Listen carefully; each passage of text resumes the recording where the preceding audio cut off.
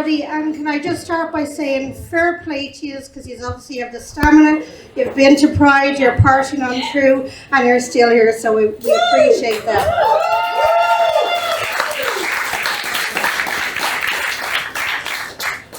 Now, some of you are new to us and some of you have been many times. Thank you for coming back.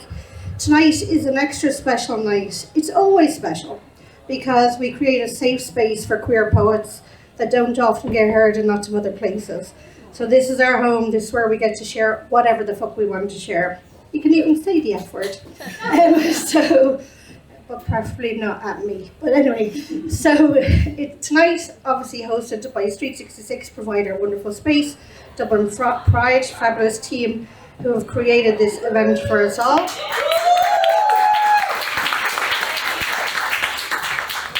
And did you know that there was over 100,000 people at the Pride Parade this Saturday?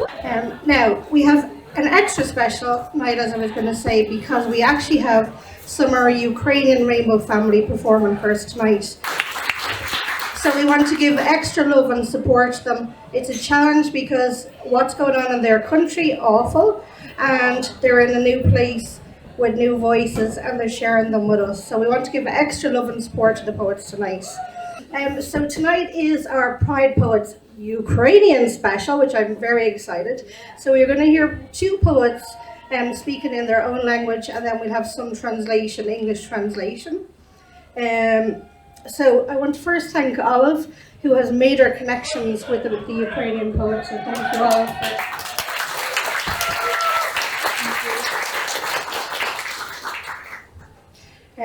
We have the fabulous rainbow flag with the Ukrainian colours interspersed in it, and the Ukrainian army, which I'm a little torn on army flags, but the real significance and power of this flag. The Ukrainian army is the first army in the world who have welcomed people of any gender, any sexual orientation, no limits on it in any way in that regard. So, and that is why we are. And they've put a unicorn on their flag, so we love unicorns. So we're going to have three poets reading as our featured readers.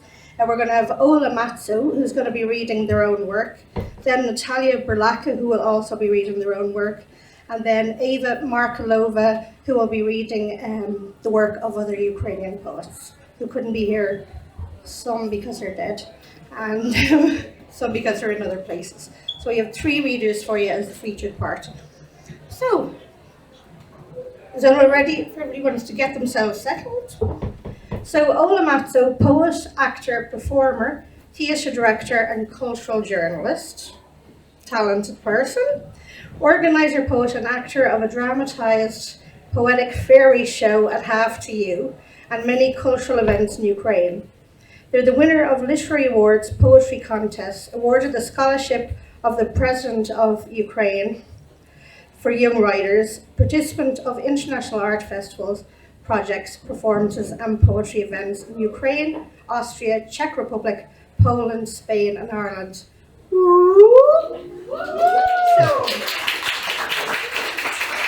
can we have a big warm welcome and bring all the love and support? Welcome Ola to the stage.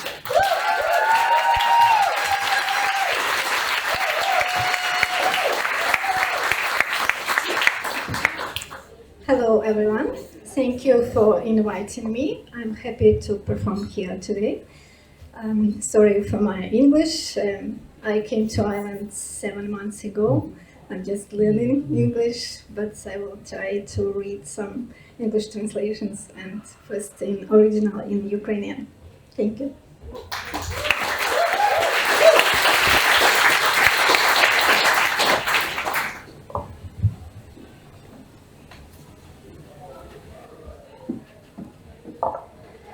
Today, the sun forgot what to do, to rise or to set. It just hovered between the earth and sky, between yesterday and tomorrow, between you and me. The moon was surprised, looking at it from the side, thinking for a long time what to do, was hesitating. And then it rose instead of the sun. And no one knows anymore whether it's morning or evening, whether it's yesterday or tomorrow, whether the sun is shining or the moon. Are we on earth or in heaven? Is this us or not? Is this us or not? Is this us or not?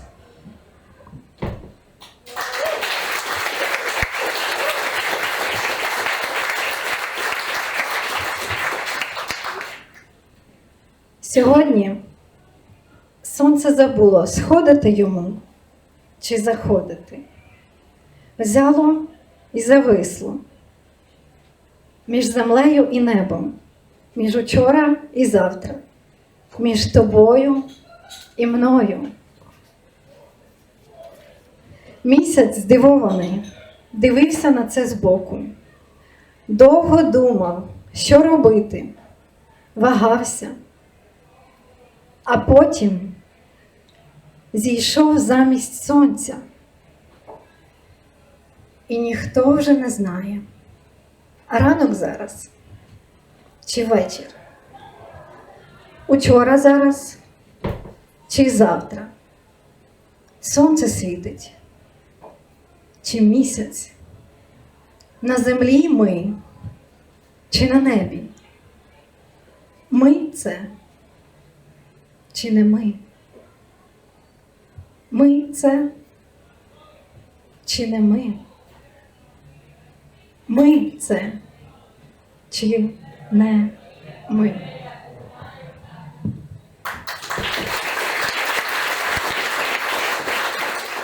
So well done and thank you.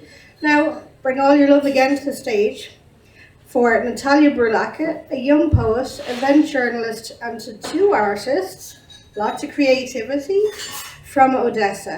Today she will read some of her own poetry as well as her favourite Ukrainian poems. A big warm welcome for Natalia to the stage.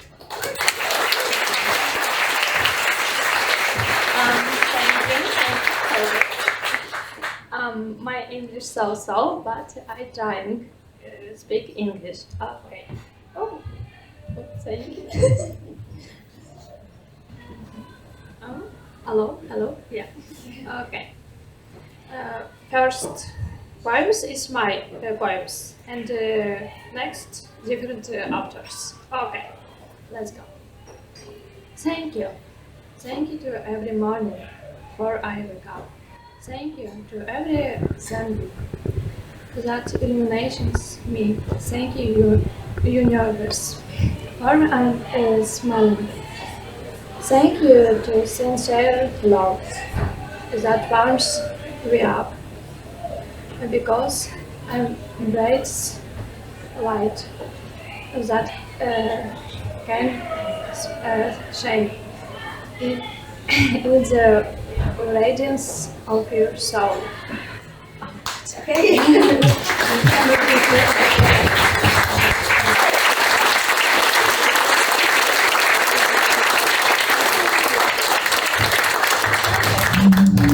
Really enjoying this evening. It's great to hear different voices, so thank you all for sharing these words with us.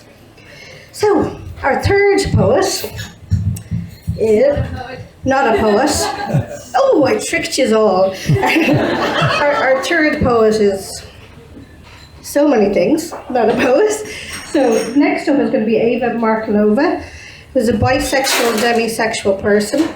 Russian-born, Eva joined the protest movement against the Russian regime at 18 and hasn't stopped ever since. And we do love a good protest, don't we?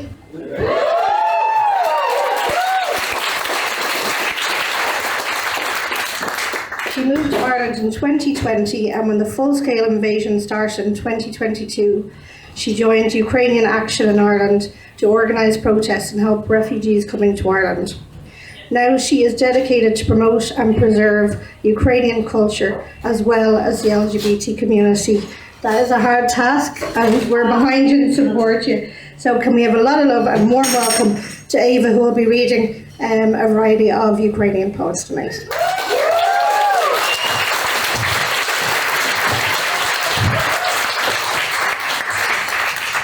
Hello everyone. I'm not a poet, but I am an artist. Just a painter, not a poet, but like close enough. Just a painter, I've seen your work. Thank you, Sonia. So I will start with a brief summary of Ukrainska's life and two of her poems. Then I will move to our next poet, and then I will tell how they're connected. So Ukrainka was born on February 25, 1871 in Ukraine to literally family. Her parents... Okay. Her parents gravitated towards the intellectual side of Ukrainian society and both encouraged her pursuit of writing from a young age. She grew fond of writing poetry, and being raised in a patriotic home, she wrote mainly in Ukrainian. So she also knew a lot of different languages, to which she translated Ukrainian work and other poets' work to Ukrainian. A bit of context here: during that time, so late 1800s, Russia was in control of Ukraine. So harsh laws were trying to prohibit the speaking and writing of Ukrainian. The Russian Empire believed if people were able to communicate in their own language, it would weaken the empire. Of course it would. So their rules made it difficult to even learn Ukrainian. The language was banned from schools, Ukrainian books were banned, and many of its universities shut down. It was not even permitted to be used to accompany musical scores. What Ukrainska's family was doing was revolutionary in its own way. When Ukrainka herself began publishing poetry in Ukrainian at the age of 8, it was radical. Wow.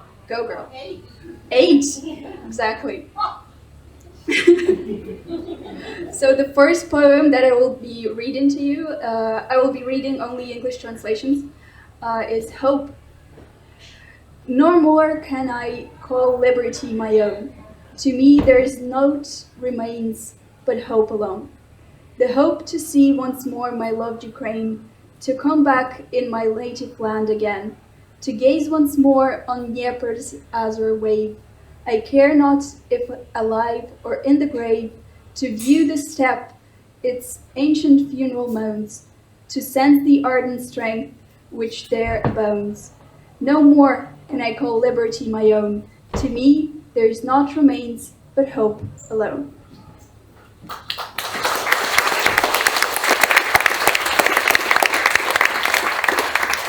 And now to the important part, how did they meet? On their summer holiday, actually. Upon their first meeting, Ukrainka and Kobylanska were immediately caught by each other. Each encouraged the other's work. Their quote-unquote friendship has been described as close, homoerotic, passionate, and making them sisters in spirit. Unfortunately, due to illness and circumstance, the two women were unable to live together. Some historians imply it is because of this that they never sparked a sexual relationship. How do the historians know that? I have no idea. They spent a summer together, come on. A sexual relationship is not necessary for a romantic relationship, which is also true, but for Kobylanska specifically, the sexual satisfaction of women in relationships was a theme within her writing. Both women also had several romantic relationships with men throughout their lives. With that in mind, it is a distinct possibility that their relationship may have been one of close friendship. However, their letters are considered quote-unquote homoerotic even by those who believe their relationship was platonic. So, come on, they were together. That's what she called friends. Yeah. The influence these two women had on each other's work cannot be overstated. Each fed into the other's passion for representing and revitalizing the literary scene within Ukraine. And I will finish it up with another poem by Ukrainka, which is unnamed, so it's just gonna start. Why are my words not like steel, brightly flashing out in the field where two armies are clashing? Why not a saber whose pitiless blows cut off the heads of our bitterest foes. You dagger words that I tempered and tested, gladly I'll draw from my breast where you rested. But it is my heart to purpose applying. I'll share a weapon with sparks from it flying. Then I shall hang it up high on the wall, others to gratify, me to appall. My only weapon, dear words that I cherish, we must ensure that not both of us perish. Wildered by brothers we do not yet know, you may do better in routing the foe. My blade should sever the fetters of iron, echo aloud in the forts of all tyrants. Other blades also should join it to bring you days when speeches of free men will ring. Mighty avengers my sword shall inherit, with it they'll race to the battle with merit. Better service go render the brave, that my feeble hands you ever gave.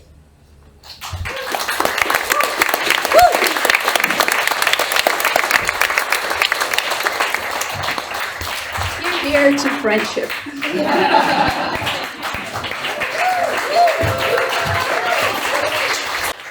Oh yeah, they were friends. Friends with lots of benefits. At this point, I would like to welcome back our 3 Ukrainian performers, just to give them one last big round.